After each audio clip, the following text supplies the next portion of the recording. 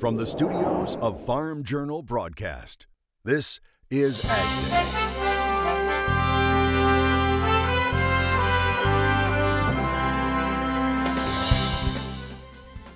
Bayer steps up its fight to protect Roundup, while company executives unfurl their goals for ag.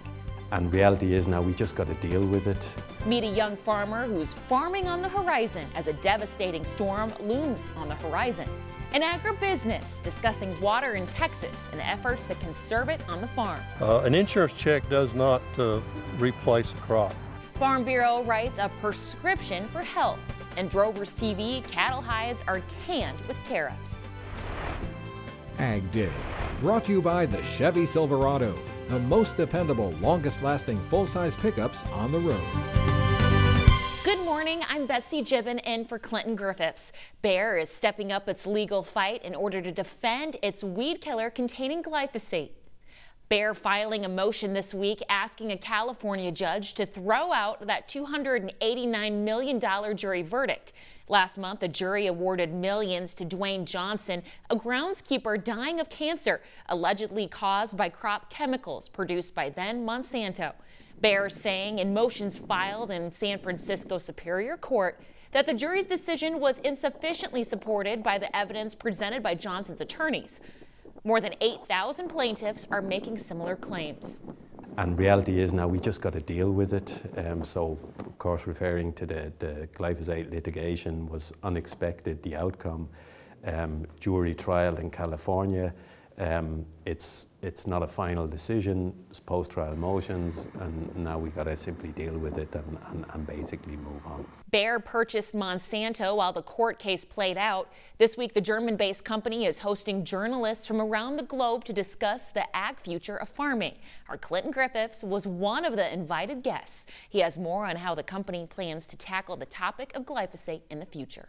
We're spending the week in Germany at Bayer's headquarters for the 2018 Future of Farming Dialogue, and part of that conversation is meeting the new executive team, the combined team of both Bayer and Monsanto. And leadership here recognizing that they have plenty of issues to work through, including this whole issue around glyphosate.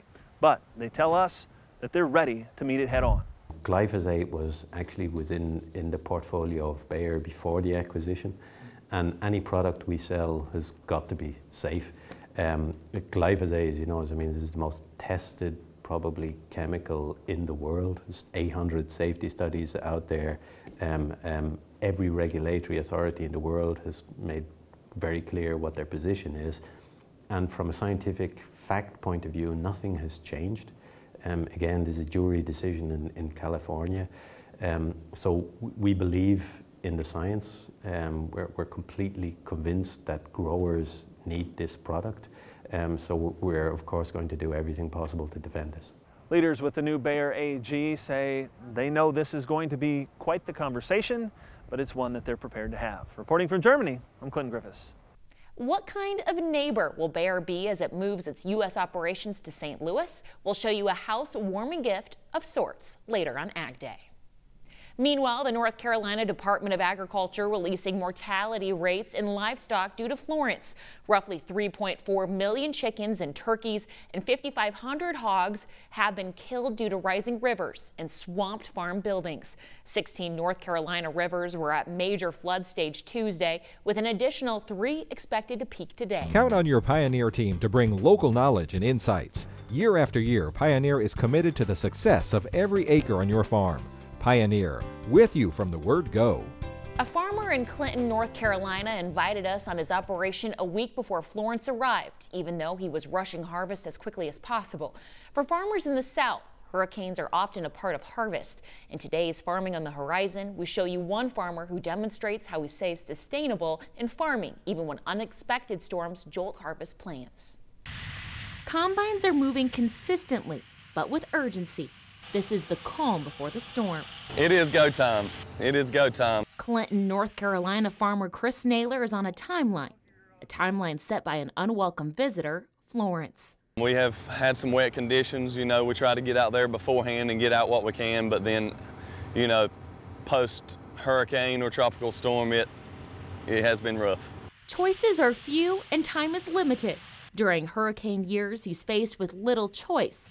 put grain in storage, sell, or deliver, but the end goal is the same: to get it out of the field any way possible. If you have some pre-sold that you can go ahead and deliver, that way that you're not taking, just what the elevator's giving you at this point during harvest. If you don't have any pre-sold, I would say get it out, any way you can get it out. In this case, Naylor got all of his corn out of the field. Others not so lucky. Mighty Florence created flooding, washed out roads, and days without power. The weather is the price of living in the Carolinas. With the challenge comes a reason to manage money and well, something he's learned with Hurricane Matthew back in 2016. All knowledge gained. This isn't the first harvest where Naylor is dealing with difficult weather. That's why he credits his success to having a good marketing plan. Try to be a good marketer, find out what your break even is and, sell at or above break even. That'll definitely help you keep going for the next year. The farmer with deep ag roots. It's been in my family for 5 generations. Makes it a priority to keep the longevity going, owning and leasing land, but trying not to sell. I've always heard if you sell any land, you won't have an opportunity to buy it back. So normally if we buy any, we try not to sell it. A situation that's not easy in his area. Land acquisition, that's another big challenge. If you can only make a certain amount per acre, the more acres you can do, the better off you'll be as far as being sustainable. To stay sustainable, he's making investments with technology. I've always loved technology, and the longer you farm, the more technology you're utilizing. So it all just kind of intertwines together. Naylor operates 2 data management systems where he uses drone technology and satellite imagery. We implement all those together to look at how our field health was during the growing season. You obviously have to factor in weather conditions, but at the end of the year you can see how different hybrids produced on different farms, different soils, and try to prepare for next year with that information that you've gathered from this year. Knowledge gained to use for the upcoming year. A preparation to face the weather unknowns of the Atlantic, so harvest won't just look, but run effortlessly. Naylor says he's safe. He just got power back in his home. However, he says there are still rescues occurring roughly 20 miles away from him. We have an update on the much maligned government regulation known as WOTUS. Iowa Governor Kim Reynolds is declaring victory after a federal judge ruled the state can temporarily halt enforcement of the Clean Water Rule. The Waters of the U.S. rule is disliked by the American Farm Bureau and other ag groups, calling it a classic government overregulation. Iowa was not one of the original states in the lawsuit, but Reynolds had asked the court to allow the state to join in. In news from our partners at AgWeb, Nebraska Farm Bureau becoming the first state chapter to step into the health insurance arena. In announcing the program, President Steve Nelson says his membership is constantly talking about the need for health care. The plan will be administered by Medica, a nonprofit health insurance company. To qualify, applicants must have been a Nebraska Farm Bureau member as of July 1st, 2018, and must generate at least half of their income from farming or agribusiness. Learn more about the program at agweb.com. Meteorologist David Harker from AgDay affiliate WNDU in South Bend, Indiana, has weather duties this morning. He joins us with crop comments. David?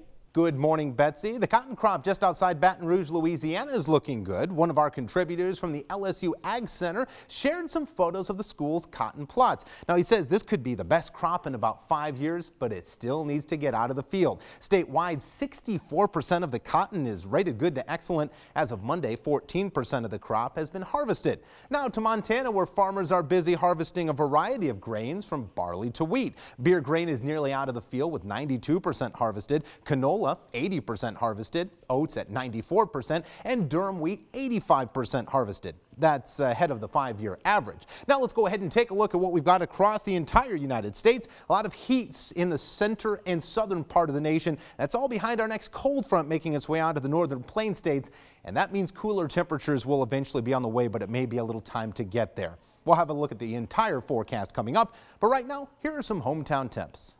Plan for the unexpected with weather forecast updates. Local forecasts are delivered right to your cell phone each morning, making planning a little bit easier. Just text Weather6 to 31313 to get started.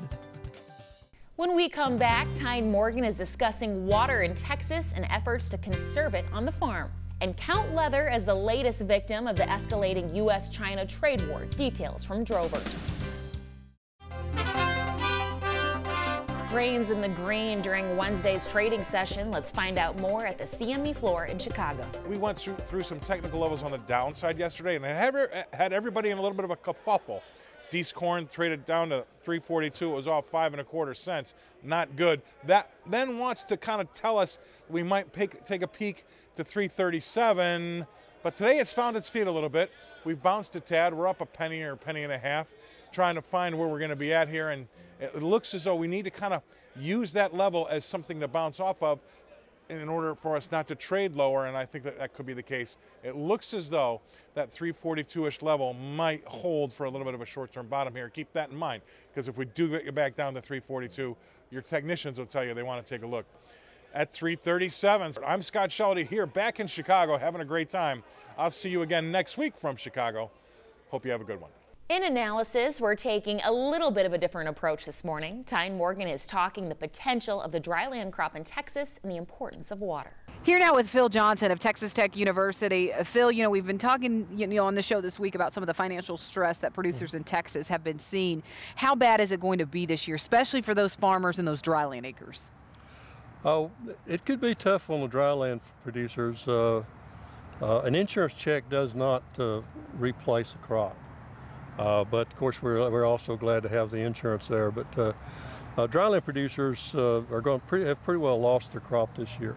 But at least for one thing is that they lost it early, so they didn't have as much of the inputs in it as they normally would have. But dryland producers over time have generally learned that they put back money in the good years so that they can handle the bad years. And so I suspect they'll be okay. But looking at, how vital water is, this year proves it. And I know you've done a lot of research on water when it comes to getting the most out of every drop of water. What are some key findings that you have found with water conservation? Well, this project that we have with the Texas Alliance for Water Conservation, we gather data from the field, from producers, looking at what they're doing and looking at the technologies that they are using. We've been able to use the water sensors to measure soil moisture so that we can better predict when we need to irrigate, how much we need to irrigate. We've found that we can actually take center pivots that are managed correctly and get some of the same efficiencies that we get with subsurface drip irrigation. Really? It's just a matter of managing it correctly. While subsurface drip is about 90% efficient, you can get up to 80–85% efficient with a well-managed LIPA system. Really quick, what needs to happen though for cotton farmers in some of these drought areas to survive for the years to come? What do they need to do? Well, it's just a matter of taking what water you have and learning how to manage that. And also, we're seeing a lot of the irrigated producers that are starting to move some of their land over to dry land right now. And then we're also seeing some conversion of cropland into what I call improved pastures, where livestock is going to be a much more important aspect of the economy. Yeah, Phil, thank you so much for joining us. We appreciate it. Let's take a quick break and then we'll have much more right here on Ag Day.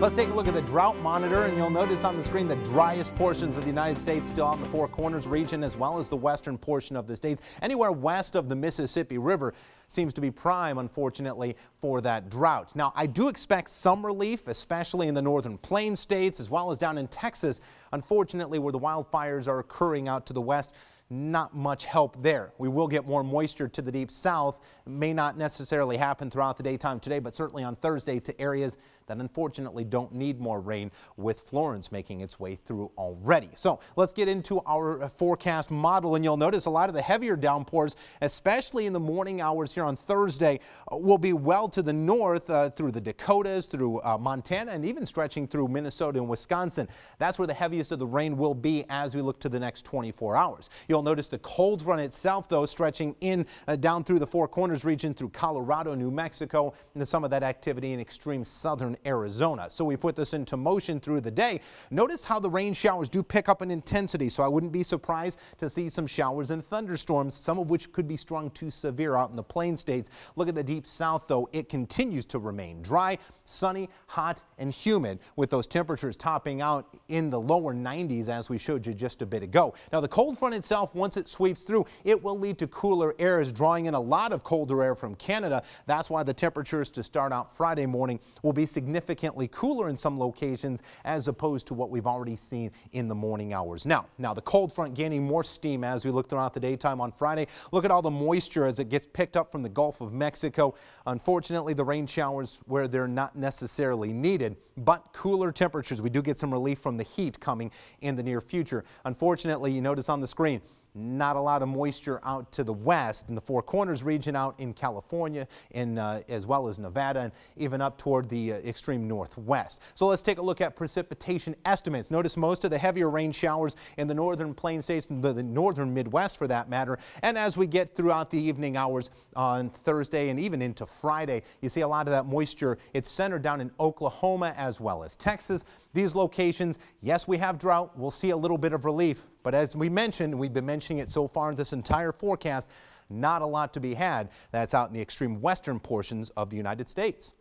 Now let's take a look at some conditions near you. Sunny side, Washington. We've got highs of 72 degrees with lots of sunshine. Moving into Bloomington, Texas along the coastline, 90 with some morning fog and storms. And out in Massachusetts, Wenham, Massachusetts, partly sunny and 64 degrees. Next, that pair of leather shoes may get a little more expensive. Find out why from our team at Drovers. And this may look like just another billboard, but there's something unique about its ability. It's more than just a message. It's a meal. In the trade feud between the U.S. and China, you can add another ag product feeling the pressure of additional Chinese tariffs: American cattle hides. According to our reporting partners at Drovers, China added tariffs against cattle hides to the $60 billion hit list. China buys about $1 billion worth of animal hides annually from the U.S. Much of that material is turned into leather shoes and car interiors and sent back here. Drover says the retaliation will hit the hide market hard, as prices were already under pressure due to large supplies and declining demand. With U.S. cattle slaughter up 4% this year and the increase in the supply of hides is pressuring prices. Last year, the global hide market was valued at about $92 billion, and the beef drop credit, which includes hide and offal, amounts to about $130 per head. But that price is 22% lower this time than this time last year. Henderson says the industry is also experiencing a dramatic change in demand as consumers move to more non-leather product. Sales of leather shoes are off 12% this year as athletic shoes and other types of footwear become more popular.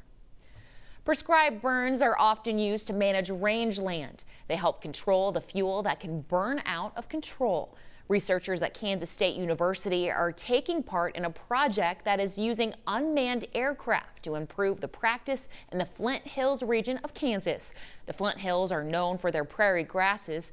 K-State is working with a rancher to gather data during a typical tall grass burn. The researchers have attached sensors on unmanned aircraft to gather air quality information as they fly through the billowing smoke. K-State says when the weather conditions are just right, the spring burning can affect air quality in Wichita, Topeka, and even Kansas City. Up next, some creative imaging and advertising to welcome Bayer to its new U.S. home. In the Country, brought to you by Kubota's M7060, built to get the job done. See KubotaUSA.com or your local Kubota dealer for more information.